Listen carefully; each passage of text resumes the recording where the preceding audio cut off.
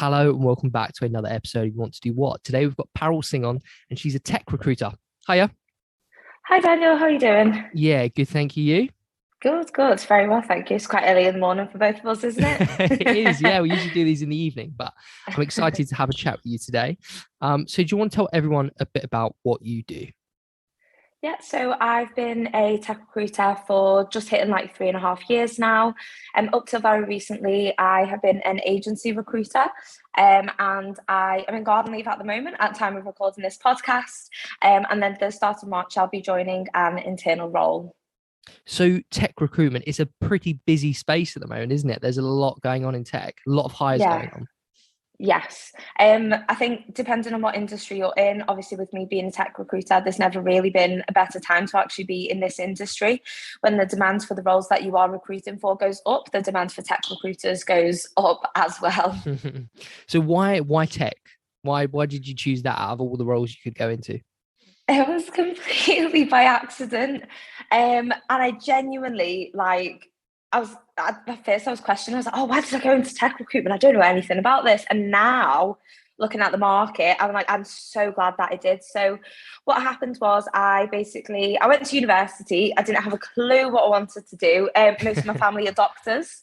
They don't know anything about my like industry or any others, to be honest, outside of their kind of like remit. So I went and I did a degree in chemistry. So I've got a master's in that. I just picked it because it was my strongest subject at university. Really enjoyed it. But when I started looking at like my career prospects and what I could do in the future, there were two very clear ones. One would either be working in a lab, which would be quite isolated. If I'm honest, not great pay most of the time. Wanted to make a little bit more money. And also, the other one would have been going into teaching. So I quickly decided that I wasn't going to go into anything related to my degree. Took a couple of months off after I finished and I was like panicking. It was like August. And I was like, okay, right, I'm running out of money. So I literally went onto like a graduatejobs.co.uk or something. And I just started applying for jobs. And then I got invited to this interview and had to go all the way to Leeds for it. And it was an interview for the company that I stayed in first for about a year and a half. So there is recruitment for literally every industry. Anywhere where you've got to hire, you can go into recruitment. So I did question a little bit in the first month because it was quite a learning curve. Mm. But like I said, because like the demand is so high, you can make good money and you know that your job is pretty much always secure. If anything happened with my job, I know I could literally walk into another one within the space of a couple of weeks. And I think that's a very good position to be in. I think sometimes, we've had a few different recruiters on, and sometimes you get a bit of a bad rap, Yeah. which is unfair in some circumstances, but it Yeah. is quite a brutal industry if you're not. I think you have to be quite extroverted. Would you agree? Relatively. So I think most of the people that I have met in recruitment are generally quite extroverted. However, I have met and worked with quite a few people who are more on the introverted side. Hmm. So it's not to say that you cannot be successful if you're not, super outgoing and really chatty. My partner, for example, he is almost like the opposite personality to me. He's a lot quieter and, he's one of like the best recruiters that I've ever met. So I think it definitely helps, but it's not to say like, oh, I'm a little bit more introverted, but I really like everything else about it. Can I not go into it? Absolutely not the case. I guess it's quite a good industry to learn about rejection as well, right? Because you have to reach out to a Yeah. lot of people, and a lot, some people don't want uh, to talk to recruiters. So how do you yeah. learn to deal with that? Yeah, I think definitely I would say I'm quite a sensitive person. I can take things a little bit personally sometimes, but over sort of like the months and the years, I learned how to grow quite a bit of like a thick skin. And generally what I found now is because I'm quite positioned in kind of like my industry and the community, generally quite a well respected person. I don't tend to get people being nasty to me, but it did happen quite a bit in the first job. Mm. So if you feel like you are somebody who cannot get used to that, I mean, nobody likes rejection all the time, right? Mm. But if you're somebody that thinks that like I'm really going to struggle with this and I'm going to take it personally, it might not necessarily be the right thing for you. And as you progress in your career, you become more credible, you become better at what you do. Those rejections do become a little bit less. And I mean, there's two sides of that, right? One would be, either cold calling people. They can be a little bit standoffish. They can get a little bit nasty. Sometimes it's just sending out a lot of like LinkedIn messages and just getting ignored. And then there's the other side, which is like your candidates being rejected from your clients. So you have to get used to like all of those different aspects of it. And I always say that it's the recruitment roller coaster, right? The highs are so pronounced, like, and the lows can be like so low, and you can literally go through that cycle multiple times in a day. So if like learning how to appreciate the highs and kind of like, I almost like bottle up that feeling of, when somebody gets an offer, somebody accepts, or I've had a really good call, you have to learn how to celebrate the small wins to be able to get you through those troughs. Yeah. What's the kind of skill set that you have to build up to become a good recruiter? Because, from somebody who's outside of the industry, I don't know if you build a particular skill set. Is it down to luck or is it down to reputation? What do you do to become a better recruiter? So I think the role of a recruiter has changed drastically since COVID, and I think that's quite important to talk about. So before COVID, there were a lot of companies that were what we call like boiler room recruitment. It's very much about like KPIs and cold calls and getting CVs and getting candidates. Now the role of a recruiter has changed so much. So we become people who are advocates. We become brand ambassadors. We run events. So I'm quite active on LinkedIn. I bring out a lot of content to the community. So some of the really good skills to have, I think one that has helped me massively in this career is being able to spark up a relationship and build rapport with people that I have never met before in my life. And I knew I would always be really good at this because I would always be that person who you can take to a party where I don't know any other people and you can leave me on my own for a couple of hours. I will be absolutely okay because I know how to ask people about themselves. And to be a good recruiter and be well respected, you want to make people feel like they are not just a number, that you're not just trying to hit a KPI, that you generally care about what they've done over the weekend and what they do outside of work. So that's a great skill to have. Being very organized. So day to day, your schedule will constantly change. Like your to-do list will be ever growing. And I had to realize that I'm never going to get to the bottom of it. So I don't know if like I've mentioned this to you before or whether you've seen it on my LinkedIn. So I just about a year ago, I got diagnosed with ADHD, which explains a lot. But I've been able to use it to my advantage. So I've basically like built like systems and ways to organize myself and to-do lists to work to the best of my benefit. But I would say before that, I was much less aware of it. So I'm always looking at different like techniques and tools. So I use Notion quite a bit. And so even if you're not in recruitment, don't use it. There's loads of like Notion templates that you can use to sort of like organize your life, which is amazing. And yeah, I think just the resilience is like a really big one as well. Just being able to like forget that, you've had a rejection here or had somebody, be not so nice here, because you get to really enjoy like the good parts of it. Sure. And I think you have to genuinely enjoy what you're doing. Otherwise, you're not going to be able to get through the day to day. So I fell into the industry, but the reason I've stayed in it so long is I've really fallen in love with that feeling about being able to help people, even if I don't necessarily make any money from it as well. Sometimes I'll introduce people kind of a bit informally. I'll give people some career advice or I'll help them with their CV. And that feeling of being able to help people, which I necessarily didn't really have like growing up, is like a really nice feeling. So if you feel like that's kind of what's going to get you up in the morning, then you do pretty well. So what is an average day like for a recruiter? What are some of the tasks that you're actually having to do? So every day varies and it will highly depend on what your demand is like at the time. And I think it's also important to preface this with that there are lots of different roles within recruitment.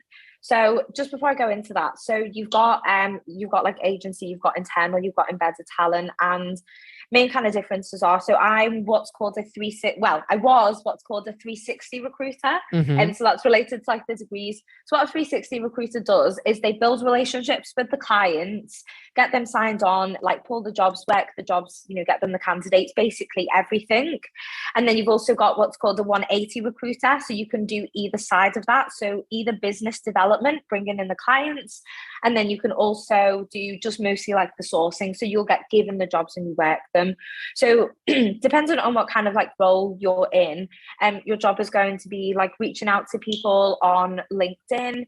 It's going to be headhunting candidates that through lots of different methods. So I think we're kind of like, particularly the industry that I'm in, we've moved away from the age of just cold calling. I've done very few cold calls over the past year. Like I do so much on LinkedIn. So it's all about like building your network on LinkedIn, connecting with new people, starting a conversation with them, maybe just approaching them about some roles, seeing if they're interested.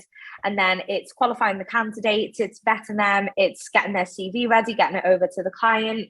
Then the client gives you feedback and then you organize like the interview. So honestly, I feel like for my clients and candidates, I'm a bit of like a personal PA. You also, you need to be like a bit of a cheerleader as well. There's some candidates who do lack some confidence, so it's like hyping them up along like the process as well. And then it's managing all of like the interviews. You'll get people like dropping out, and you'll get like no shows. Like that happens like all the time. And then it's getting feedback on both sides. And then what we do is like we call it like closing a candidate. So once you've had a few people interview, your client will basically work out, who they basically want to make an offer to. And then it's all about getting the candidate closed. And then you do all the admin after that as well. So, you get all of like the paperwork sorted. You also have to keep in touch with the candidate through their notice period as well, just in case like something comes up or like they change their mind. So you get involved. If you're a 360 recruiter, you'll get involved in pretty much every aspect of it. Fair bit of admin involved as well. You want to start building up like your CRM as well, with your managers, with your companies, your candidates. And as I mentioned earlier in the podcast as well, it's becoming more prevalent in the industry, but a lot of like companies and recruiters will also do a lot of events. So like day to day, I was doing like podcasts like this. I was running my own tech podcast as well, which I can send you some links for if you want to put in the description. Yeah, definitely.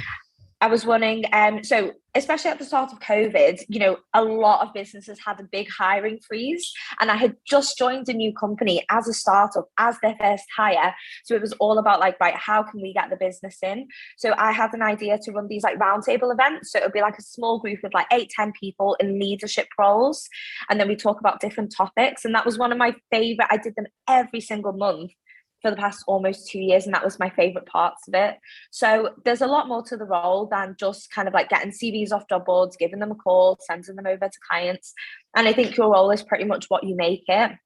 A lot of companies will, if you start off as a graduate, you don't know what you're good at, they don't know what you're good at. But a lot of companies will help you identify where your strengths are and potentially help you move into a different role depending on what you're really good at. So if I was going to say in agency recruitment, I would have probably gone into business development, because I could bring on clients like that. Like they would message me instead of having to like pitch them. So whatever kind of like role that you go into, there's always plenty of internal mobility as well.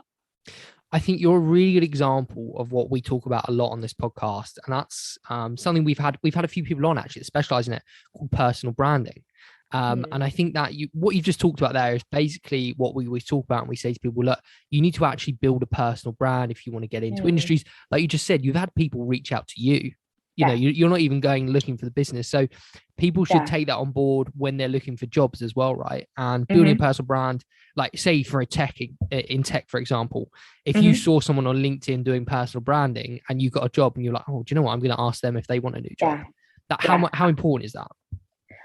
Absolutely massive. Again, I think it's become like so much of a bigger thing since COVID. Everybody can benefit from having a personal brand, and it's given me opportunities from honestly all angles that I could never have imagined. So, almost like 2 years ago, I started asked to do some like, public speaking. So I've spoken on panels, I've spoken on like women in tech events, I've spoken for some like very big events. I'm doing my first in-person conference for women in tech in a month as well. So getting your face out there a little bit more. And obviously I was, interviewing recently as well. Every single role that I interviewed for all came through a referral from people in my network. I did not actually have to apply to any jobs or funnily enough work with like any recruiters. Like I got all of those from my network. I was interviewing for like Facebook, and, I got 2 really good offers that I don't think I'd have had the opportunity for. So especially if you're working in tech, you're very like high demand, but you start putting your face out there. A personal brand is basically like, what do you want to be known for? So I set out, I wanted to be known for being the recruiter that actually cares, that will help you, even if I may not make any money from it. I wanted to be a mental health advocate. I wanted to be an ADHD advocate since I got my diagnosis. And one of the really big ones as well, which is I think a little bit unusual for recruiters, is I actually started learning to code about 2 years ago as well. Oh, wow. And then so now my kind of tagline is the recruiter that codes, and people know me because of that. Like, it's genuinely insane. And you can pick the avenues that you like as well. People might be a little bit more introverted. So building your online personal brand is amazing. Maybe you don't want to do talks, maybe you don't want to do podcasts, but you can start building your brand on LinkedIn. I found Twitter is absolutely amazing as well, particularly within the tech industry. Like, if you like making videos, you can do YouTube. I know somebody who does a podcast, he does like TikToks as well. And so the different platforms that are available to you, you can find one that works for you. And what kind of job is it? Because I have a friend who works in recruitment, and before COVID, he said he would regularly go out and be meeting clients or candidates for a coffee or a beer or whatever. How much has that changed, and how much of the job is office-based now? Oh, that is a good question. So before COVID, if you were to find a role that even offered 1 day a week remote, I would, honestly, I could count them on like one hand. And because of the way that the industry is, I would always say that it's been like quite traditional and always a little bit behind all of the others. So since COVID, most of the roles and companies that I am aware of are either office or hybrid, but there are plenty of remote roles available too. Like the last company that I was working for were like completely remote first. I got obviously a lot of messages in my inbox as well. There are like some remote roles there. So the industry does tend to be on the younger end of like the spectrum because it's a lot of graduates, but there's plenty of people that have been in this industry for decades. And, when you're in, your late 20s, 30s, 40s, you don't necessarily want that kind of like office environment. You're a little bit mature. You don't want to go out for drinks every other night. You might have like kids at home. So there are definitely a lot of roles available, but they do tend to be office or hybrid based. Okay, interesting. And for you, what would be the biggest positive you've personally taken out of working in recruitment? I think it's opened a lot of doors for me. So as you said, I was working in agency recruitment and I decided to go internal. So the company that I am joining, I've made it quite clear that I really enjoy coding and I would absolutely love to potentially consider a future within that. They actually have a perfect example of how they've been able to make this transition. So there was a guy that was working in the talent acquisition team. Mm-hmm. He started learning things like iOS development, I believe, and he basically went 50-50. So he was doing like half his week in recruitment, half his week in software engineering, and then made the transition automatically. If I were to do that alone, firstly, it would be very difficult to juggle both. If I was learning full time in the evenings, and then also, taking a little bit of like a drop in salary. So it can open those kinds of like doors for you. And I think the direction that my career can take, I'm at the point where I'm thinking, what could be next. And I think my dream would either be to go into tech, and I'd love to be like a people manager within that, or I can go down like the people route. So I could, in a good couple of years, is maybe become like a chief people officer or something. So it honestly opens so many doors and so many opportunities for you because all of the skills that you learn are so transferable. Like if you can put up with people in recruitment, you can put up with them in pretty much any industry. And then one of the big ones, which is part of the reason a lot of people go into it, it's not been the reason I've stayed, is of course like the money. You can make like pretty good money very quickly. I think a couple of months ago, so I was 25 at the time, I literally almost tripled my salary in the space of 12 months, which is quite difficult to do in any other kind of like career. You're getting like 2-3k pay rises like here and there, but I never really wanted to be in a job where I've got a good work ethic, I think, which has been instilled in me from my parents, very hard workers. And they moved over to this country when they were like 27, 28. Mm-hmm. And the work ethic that I've always had is never wanted to be working with people who are doing less work in the same job, but we're being paid the same. Yeah. So you've got your base salary, and then you've got like your commission and bonus as well. So what you make is a direct like correlation to the kind of work that you put in and how good you are at your job. So I think that's probably one of the best things about the industry. And then one of the biggest ones, one of the reasons that I've really stayed in here this long, because it is a tough job, is the friendships that I've been able to build. So I have people who, I go on like nights out with and like brunches, and I'm meeting up with a few people for coffee, and being able to make friends in an industry, where you're like really like-minded. And I would hope those people would probably consider me the same. Yeah. Is again, it's like really rewarding. And sorry, one more as well. Because I have ADHD, it can sometimes work against me. You have to really learn about yourself and what works best for you. But I think it's been amazing. So, if anybody's, like neurodivergent, there's plenty of really good companies in this industry who will support you with that. So my new employer knows that I have ADHD, and we're just going to work out what is best. I think the variety and the fast pace works very well because I get bored easily. So it keeps me on my toes. So there's some like my favorite things about the industry. And on the flip side of that, what's something that's maybe less favorable? It can be hard work sometimes. It can be like some long hours, depending on, if you've got like a volume of roles. There was a period maybe around like a year ago, I was getting like a lot of roles through from clients as their like budgets were being approved for the new financial year. So sometimes you have to be prepared to do a little bit more. But again, if you're in a good company, they will understand that when things calm down, you need to just take it easy a little bit instead of constantly like working at it. It can be quite stressful. As we said, there are a lot of peaks and troughs. And I remember quite vividly, last year, there was a few months that I had a bit of a wobble, and I'd got an offer from a client, which I really needed, and the candidate accepted. And then he ended up taking a counter offer. And I think that really got to me. I think it definitely set me back like a good couple of months. But I had the same thing happen again, basically in October. And I kind of like, that's a bit annoying, but I'm going to move on. So you do learn to kind of live with it, but it doesn't ever become like easy. Nobody really wants to get a bit of a rejection. And I think one of the, maybe a bit of a negative, spin it into a positive, is there are a lot of companies out there who are not great recruitment companies. Yeah. So if you're listening to this and you're thinking, hey, do you know what, that sounds like a bit of me, I'm quite chatty, I'd love to build relationships, I want to go into it, you need to be very careful around doing the research around the companies that you are potentially joining. There are a lot who will potentially sell you a dream. Oh, you can make this much money in like your first year. I remember that with my first company, and I know that there were very few people that actually made that kind of number. So it was more of like an ideal handful of people making their first year. So that's possibly like one of them. And another thing is that relating to the, being able to make what you want to make directly as an output of your work, I got a bit addicted to it because I kept thinking, if I do an extra hour of work a day, I can make this much more money. If I fill this job, I get this fee. And and especially because I was really enjoying what I was doing, I didn't think of it as work. You can get entangled. And, I did have quite a few periods of like burnout as well, but that was more not because of like my company or the work, it was just the pressure that I was putting on myself as well. Sure.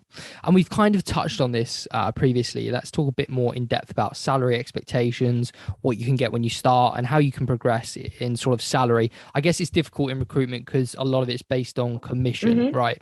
Yeah, of course. So I got some figures recently. So just so you're aware as well, there are basically recruiters that place recruiters.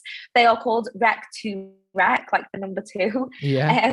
So it's very interesting, a bit of like Inception, really. So I spoke to a couple of rec to recs, asking for some of like the updated numbers as well, because obviously I'm not going into agency and the market has changed. So if you're going in at like entry level, you're looking at a base salary of maybe between sort of like 19 to 22. When you get promoted to consultant, that can be any time between roughly 6 to 12 months. You're looking at about 25 to 30 for seniors. So I was a senior when I left. You're looking between 30 and 40, and then like 40 plus for management, and then 50 plus for like associate director. And I know people that have gone to management, you know, I got to senior in 3 years. I know people that get into management into like a few years. So they're kind of the timescales that you're looking at. And this is just your base salary. So this is what you're taking home every month. And then you've also got commission and bonus. So this varies like company to company. But for example, if you place a candidate, we charge the client around 20% of their salary for 1 year. So if I've got a candidate on 70K, which was generally what I place people on, the fee was 14K. Out of that 14K you generate for the business, you get a slice of that pie. Mm-hmm. So dependent on your position. So I'll explain it for my last company. It's a bit easier to explain. So for my last company, the first one that I joined, it will be like 10% for sort of like entry level. It goes up to like 15, 17 and a half. And then you get that sort of like fee, you know, once the candidate starts and the client has paid. So you know, so like my base salary in the last place, it was a little bit lower because it was like startup, but my commission was good. So I was on like 25 as like a senior. And then, like I said, you know, I was taking home, you know, roughly around like 55 at the point that I was leaving. So wow. For somebody who's like, you know, 3.5 years out of like university, it's not bad. And you can easily reach, you know, those like 6 figures as well. And once you get into management, you're a lot more hands off. So it's all about managing your team, coaching the team, managing like processes. So, you know, you can easily be in like 80, 100, 120, doing a lot less of like the heavy lifting. So it is very ludicrous. And what's something that's probably not in the job description, but you have to deal with? So again, something that like I touched on, there are very few like companies that will actually put it into the job description, but like building that brand and being a bit of an ambassador as well. So it's up to you to make this job what you want it. Like I said to you, it was my idea to start running the roundtables about 2 years ago. So it's about getting the people invited, it's about running the events. And because I was in a startup, I literally did the job of like 3-4 people. So you're doing the events, you're doing the marketing, you're doing admin, you know, sometimes accounts and chasing the fees as well. So they're kind of the stuff that like maybe isn't necessarily making you any money, but you can get caught up with like day to day. And I think sometimes just being a bit of an emotional support to people as well. So, you know, especially got those people that are maybe a little bit early in their career, they're not really used to like the rejection, and they've had an interview with your client that they really want, and you know that you have to deliver that feedback. You really have to be so empathetic and deliver the feedback in a constructive way and provide them that support as well, because it's never nice, you know, getting told that, you know, you got to this final interview for a company that you really wanted the job and you're not going to get it. So it is being a little bit of a friend, and I've never seen that in the job description before. You know, be nice, be kind to people, be friends with people, support them along their journey. You never see that, but it is a huge part of it, and they will respect you so much more for it, and they tend to be the people that always keep coming back, you know, another 6-12 months down the line when they might be looking again. Sure. And how does somebody begin to progress once they're actually in the industry? So this is one of the things that I love the most about this industry, because it is very numbers based, which is a good and a bad thing, right? But the progression is so good because it is just based around those figures. When you're in other roles and, you know, other industries and companies, it can be a little bit vague about kind of like what metrics you have to hit, and it's very subjective. Whereas in recruitment, it tends to be on like your numbers. So for example, in my last company, it was mainly based around like my billings. So how much money have I brought into the company? And I know once I hit this number, I'm getting promoted and I'm going to make more money, which is amazing. You can also base it around some of the other figures, you know, like jobs pulled, clients terms signed, meetings done, calls done. Like a lot of people have different factors. So the criteria will change, obviously dependent on your level. You know, if you're a rookie, entry level, the numbers are going to be a bit smaller. Then when you get to consultant, they're going to want you to bill a little bit more. And then when you get to senior and so forth. But it is generally so well outlined. And I remember going into my first role and they literally just gave me like a little bit of a folder for like training and things that I need to hit. So it's so well documented that it means that people you're going to get recognized for your hard work. You're going to get rewarded for it. And like nobody really gets left behind. So it's one of the best things about it. Brilliant. And would you still go into this industry knowing everything you know now? 100%. But did I think that when I just started off? So there was, in my first month, I genuinely felt so out of my depth. Like I said to you, I was like, tech recruitment, what is this? I don't know what .NET is. Like that was the first market I was like recruiting for. And it took me so long. And I think there's a statistic which I can't quote, but it's quite a high percentage of people who drop out in their first year. And I don't necessarily think this is down to them and that the job isn't right for them. I think it tends to be about people do expect the really good money to start rolling in a lot faster because they see maybe other people making it, or maybe they're not in the right company and they're not being supported. It's very KPI driven. Like it's a tough job. But if you can break through that like 1 year mark, like I would not look back. It's been one of the most rewarding things that I have done, and I've been able to get involved with so much more. So outside of work, like learning to code, like I said, also mental health advocate. So I've actually had training with mental health first aid as well. I've been involved in like doing talks like the Women in Tech conference, which is just absolutely huge for the point that I'm in my career. It is just amazing. I don't think I'd have been able to do that otherwise. And I've also get to spend time like volunteering with organizations like Code Your Future, who provides a coding education to people from disadvantaged backgrounds. So that will be like people living below the poverty line, women, refugees, asylum seekers. Wow.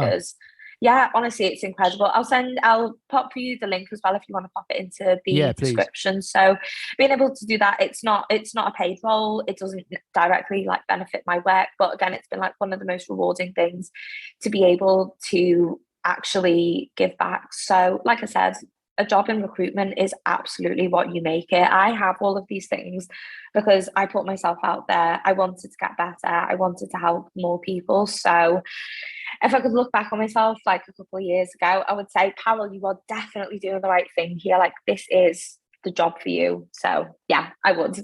Well, thank you so much for taking the time to come on and chat. I think your advice has been brilliant and just loads of good points. So thank you. Thank you so much. I really enjoyed it. Great. And where can people find you, what you're up to, and anything else? So we can pop some links in the description, but I'm pretty active on LinkedIn, quite a bit on Twitter as well. So if anybody's listening to this, you'd like to maybe ask me some questions, my inbox is open. So just feel free to pop me a message on any of those. Brilliant. Thank you. Thank you so much. Bye-bye. Bye.